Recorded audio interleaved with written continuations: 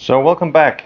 This will be part two in the video series about how I restore my estate pipes. If you haven't seen the first video, I'll probably try to link it, or at least try to search for it, where we talk about when we first get the estate pipes and we assess them and figure out what game plan we have to go through. So please check out that video if you haven't seen it.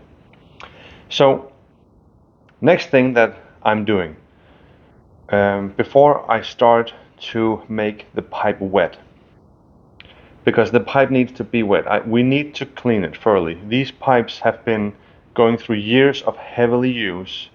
There's an amazing, or quite often disgusting, amount of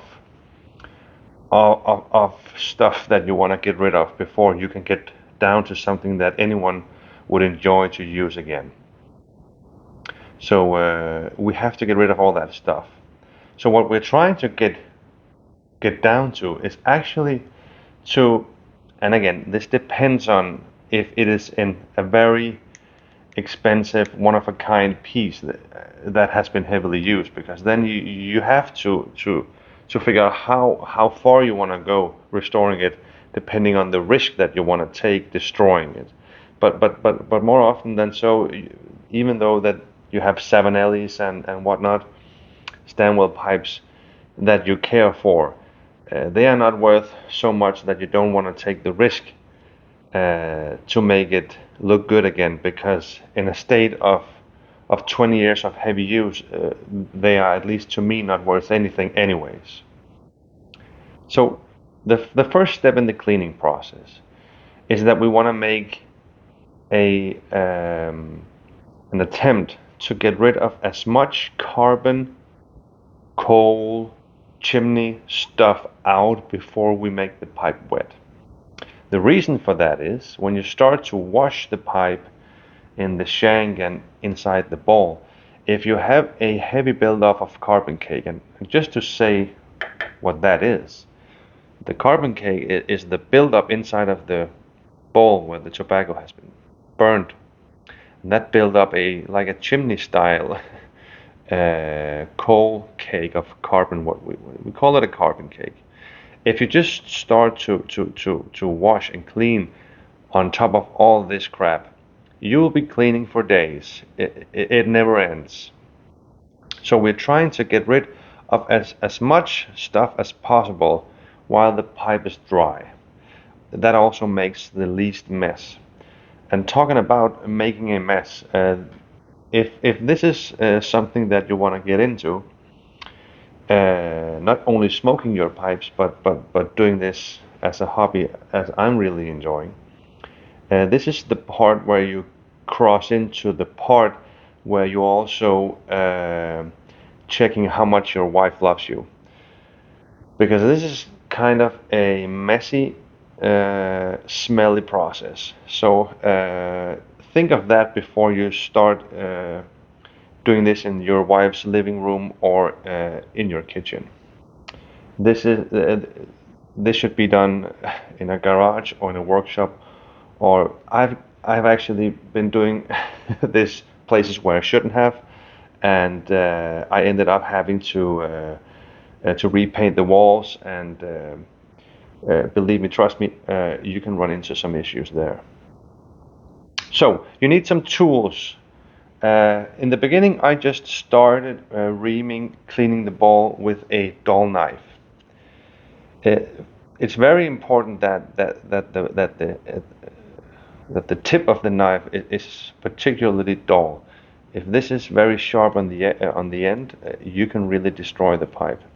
You need a knife, but in the beginning, when you only have this, you feel like you miss everything, because this is a tool that you cannot work without, but you can't only have. You need various tools to be able to do a good job. And just to be realistic, when you're learning this process, you will be destroying some pipes in the process. I have done that, and I dare you, go through that process. It is what it takes. But do that on some no-name basket pipes that has no value. Don't start on a very expensive Dunhill pipe, you'll regret if you do some unfixable damage to a pipe like that. So beyond a dull knife like this, you need various types of reamers, and you also need some sandpaper and maybe some home-built tools. I'll get into that. I started off getting these secondhand. These are pipe reamers with a number on them. They are made to fit into various types of ball sizes to be able to scrape the sides of the chamber and therefore scraping out the carbon cake. And it comes in different sizes, so the only issue is that they work great, but you would need so many of them if you were to clean different pipes. So what I ended up having issues with in the beginning is that I had a handful of these, and sometimes I had a pipe where the reamer almost fit, and I was like, come on, get that thing in there. And this is actually a model that is very sharp, and it is not concaved on the bottom. So I has actually specifically with this shape destroyed more or less some pipe, because it was reaming perfectly in the beginning because it fitted, but because the ball gets more narrow in the bottom, when I was going down to the bottom, I was starting to ream into the wood, so I get an issue where I actually started to reshaping the chamber, that it was free of carbon cake, and when I came down to the bottom where the ball goes in, I was like drilling it wider down here, so you had like an edge down here, if that made sense, because I was trying to started to ream into the wood. So what I would recommend is that you actually skip that kind of step. You need a few of these, but I would just go straight. Take my advice for go straight to buying a tool like this, and you can buy them used. I would buy a brand new one, because if you buy a used one, they are often very dull on the scraping edges that are made here. So that is a tool that you cannot live without. When you screw it, the forks here, they get wider and wider, so you can fit this to various ball sizes, and that gets to be very handy. So just to make an example, you have to start to controlling your mess. You have to pick up whatever you are drilling out here in some sort of a container, or on a piece of newspaper or something. So this is a heavy buildup of carbon cake. So you're trying to peel off layers here. Just think of it as an onion. Don't try to stuff this thing down here with the size of the actual ball and try to ream it like this. No. Think of the ball as this size right now, and then build your way from there. So I will not go through the whole reaming process. I'll just give you an example of.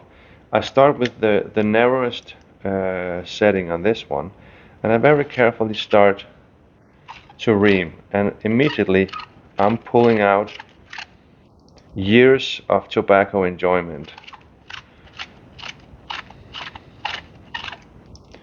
So that is the process, and already you will start to get a sour smell, because you can smell the years now of heavy, what seems to be heavy aromatic pipe smoking. So you work through that process, and when you start to get down to bare wood, be very careful how you would angle this, because then you can try to get into issues where you damage the wood, and you will, but you figure out a technique where you are getting down to bare wood, and that is the goal for me. I want to ream with these tools, and when I get down to the bottom, I start to use a knife. And I might pick up these if you have to get a feel for that you use different tools. Oftentimes when you get to the very bottom, or you want to have the ball completely free, I start to use sandpaper. I actually start with some very coarse sandpaper, and I sort of shape it so I have like a small sanding tool like this, and I can like start to to sand like this, where I can get all the way to the bottom and carefully remove uh, the carbon down there in the bottom. And when I get down to bare wood, I switch to a finer sandpaper and I work my way up all the way until I am satisfied with the result and I'm down to bare, smooth, polished wood. If you leave some unevenness inside the ball because you have scraped it, you can start preparing yourself for future issues with the ball actually getting scorched, or you are starting to get into burn through issues. The more smooth you can get the surface before you start smoking it, um, the better. So you're trying to make a very smooth finish so you're not uh, um, getting into issues when you have to use the pipe. So that is the process of reaming. Various tools, very careful technique, and do this while everything is dry.